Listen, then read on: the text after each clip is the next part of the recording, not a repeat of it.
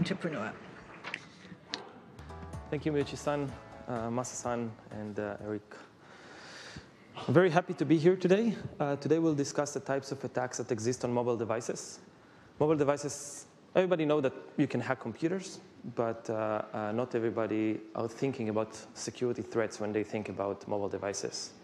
In fact, in a way, it's a bit more scary. In the video, the guy did wear a hoodie, but it is actually that easy to hack a mobile device today. And I'll discuss the reasons later in the next few slides. I'll start with a few questions. First one is, how many of you have at least some kind of Wi-Fi access or email access from your organization on mobile devices? Please feel free to raise your hands. OK, that's some significant part of the people. And how many of you believe that a smartphone is safe? That's great. So we're on the same page. Now, instead of this question, I'll ask you another one. How many of you have iOS devices? And please keep your hand up. Yeah, OK. Now, keep your hand up. How many of you have updated in the last 2 days? Right. So there was a new update 2 days ago. You can, you can take it off now. There was a new update a couple of days ago on iOS. And this update contained a fix for many critical vulnerabilities that are remote. An attacker can remotely hack the device. We'll discuss those threats and the categories of attacks. Before that, we'll go into a few statistics. So just we can see in March, Android topped the market share over Windows. So just this is to highlight that the mobile is the new PC in a way, and we need to protect it in the same way that we protect mobile devices. Second interesting statistic is the usage. We are actually using mobile devices about 3 times more than PC, so that's also interesting. We need to understand that the mobile threat is real. It's actually everywhere. In July 2015, we announced an attack on Android devices. It affected 99% of the devices on Android and allowed the attackers to hack the device remotely. The attacks work like this. The only thing that the attacker needed to know is the telephone number of the victim. So the attacker is sending an MMS file to the victim while the victim is sleeping. The phone is connected to the charger. You don't need to do anything. As soon as the MMS is received over the victim's phone, the phone automatically processes the MMS in order to present the small play button. And during that process, there was a vulnerability when the phone was processing the metadata of the video that the attacker sent. And as a result of that, without doing anything, the victim is still sleeping. The phone is already hacked. And the attacker got access to actually remove the MMS. So before you wake up, the attacker is even removing the MMS that they sent to you. You don't know that anything happened. You don't see anything suspicious. But still, the phone is now compromised. In the same way of what you saw in the video, this was actually a Metasploit in the computer. So it's actually a real video. As Lior said, the attackers now use this for persistence, and then they stay in organizations for months in order to carry out a bigger attack, whether if it's to access the corporate data, the emails, maybe the microphone, the camera, or everything else that comes with it. Another type of attack that exists is malicious apps. Everybody knows that apps are dangerous. The previous attack vector that I mentioned is less known, but it's actually more dangerous. The way that it works, you either install it from a third-party app store. In Asia, actually, the statistics are significantly bigger than the US. Many more people are downloading from third-party and unknown stores, and that's dangerous by itself. Other things that are scary is permission abuse. Basically, if you allow an app to access the network, then the app can leverage the same access when you go to your corporate offices, connect to the Wi-Fi, and it can scan for servers. It can scan the databases. It can scan for vulnerabilities, and basically leverage the access from the phone to hack the internal network. So it doesn't use any exploit. It doesn't use any attack, but it uses the permissions that you grant it as soon as you install the application.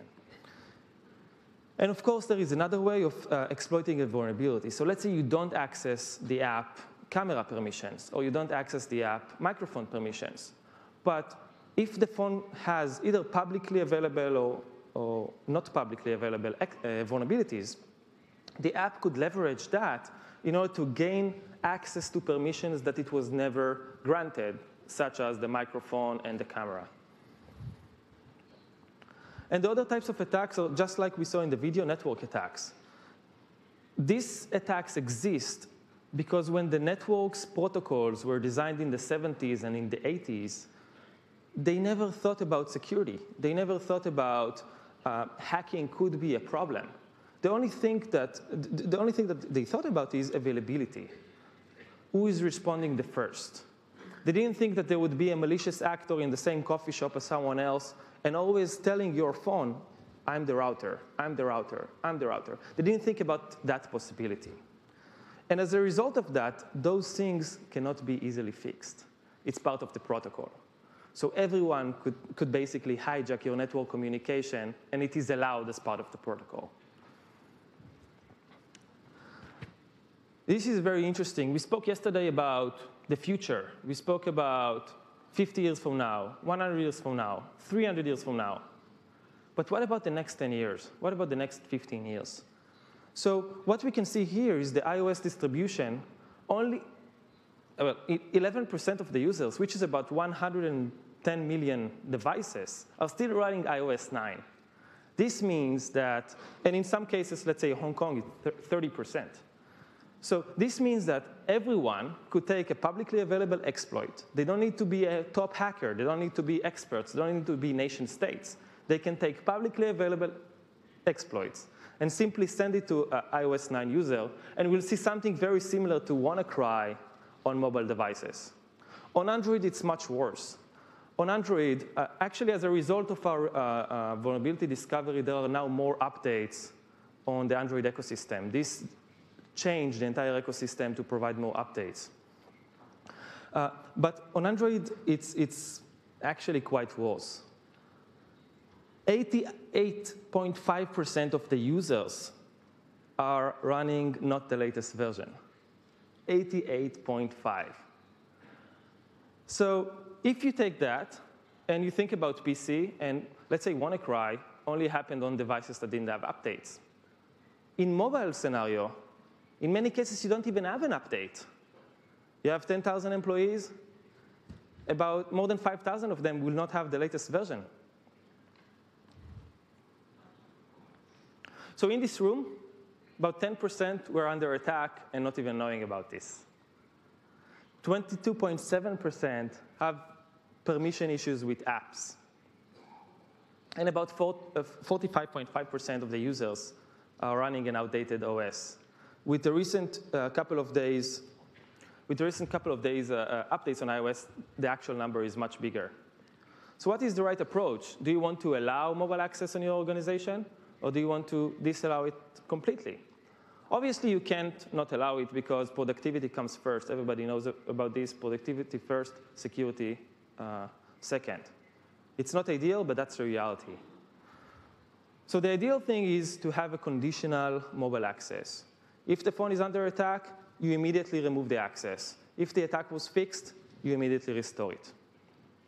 We partnered with SoftBank to offer the best protection in Japan.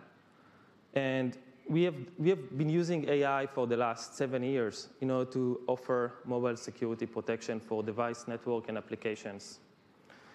And we were able to do it successfully for not just known attacks, but also unknowns. In the last 5 years, we were able to detect 100% of iOS and Android attacks that became public without an engine update.